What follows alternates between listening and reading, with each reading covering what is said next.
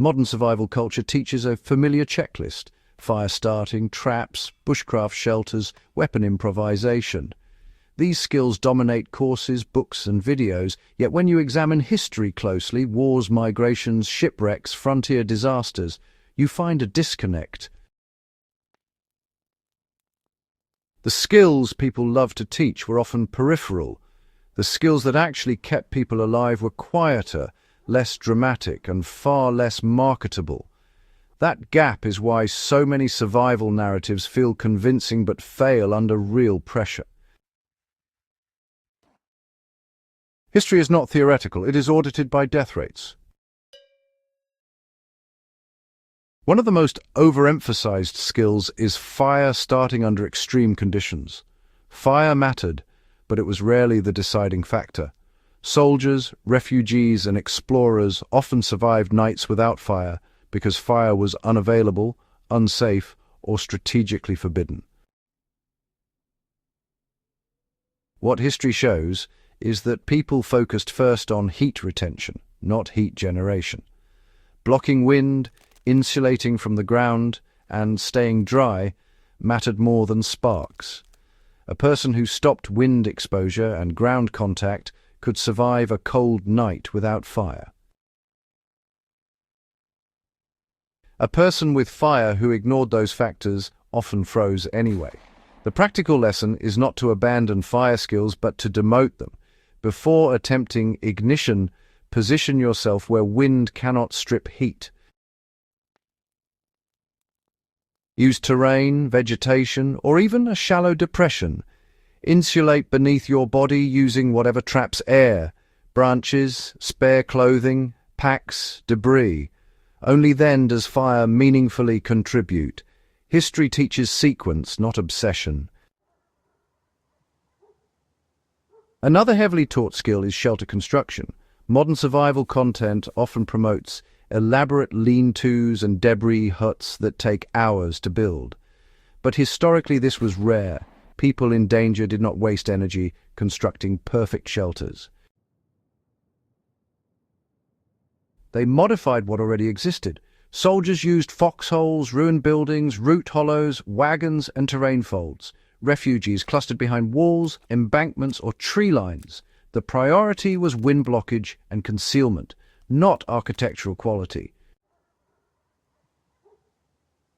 The how-to lesson is efficiency. Instead of building from scratch, improve what's already there. Reinforce a wall with debris, block drafts rather than enclosing space. Reduce exposed surface area instead of expanding structure size. History valued shelter improvement over shelter creation. Foraging and trapping are also romanticized beyond historical reality. Traps, well, they take time, energy, and need to be checked again and again. Many historical survivors did not actually rely on trapping during those acute survival phases. During wars and disasters, people often survived for days or even weeks with very limited food. Hunger certainly weakened people, but exposure, honestly, killed. Time spent setting traps was often just time lost insulating yourself, resting, or moving to safety. History shows that foraging was used opportunistically, not really as a primary strategy.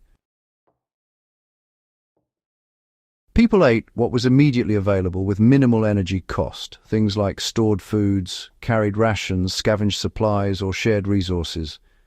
The lesson here is, well, it's all about prioritization. Do not hunt or trap until your exposure risk is stabilized. A hungry but sheltered person can survive. A fed but exposed person cannot. Navigation skills are another area where, honestly, modern teaching misrepresents history.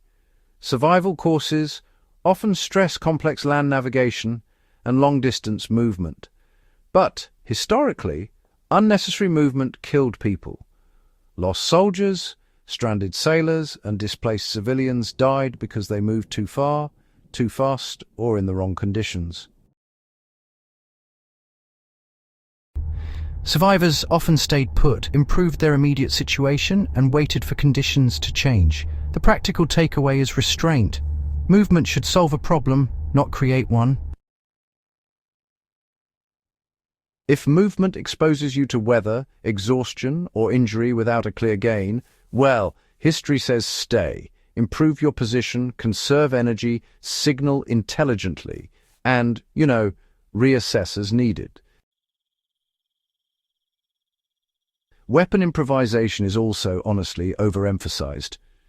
Spears, bows, and clubs might dominate survival fiction, but historical survival was rarely about fighting wildlife or enemies single-handedly. Most people, in reality, avoided confrontation entirely.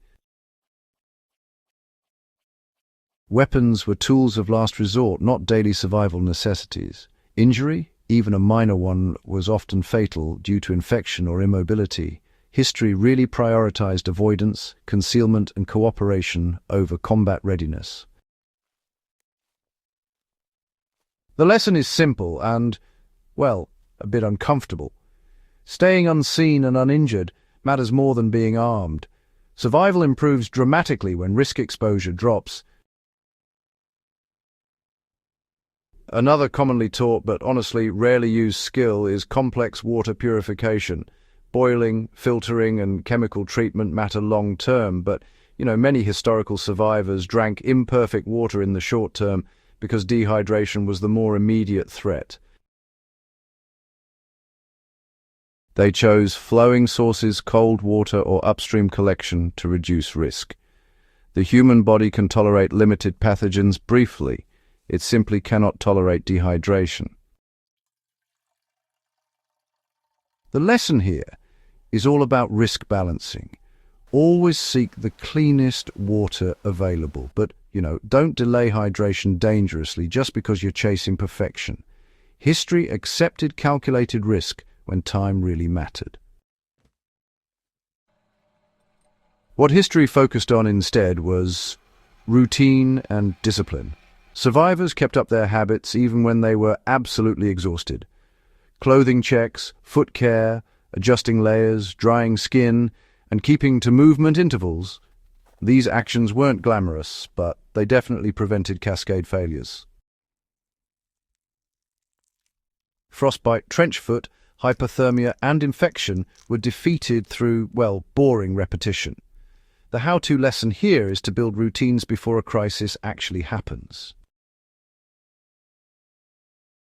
Decide in advance how often you check layers, move limbs, hydrate, and rest. Under stress, thinking fails, routine survives. Perhaps the most ignored historical skill is social survival. People rarely survived alone. Groups shared warmth, labor, knowledge, and morale. Lone survivors appear often in stories because they are dramatic, not because they are common.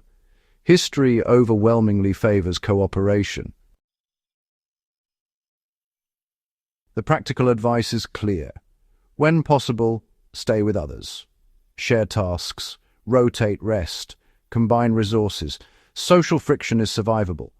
Isolation often isn't. The survival skills history rarely used are not wrong, they're just misprioritized. Fire, traps, shelters, and weapons have their place, but they are not the foundation. Exposure control, energy conservation, routine, restraint, and cooperation form the real survival stack. History didn't reward the most skilled, it rewarded the most disciplined. Understanding that difference is what turns survival from performance into reality.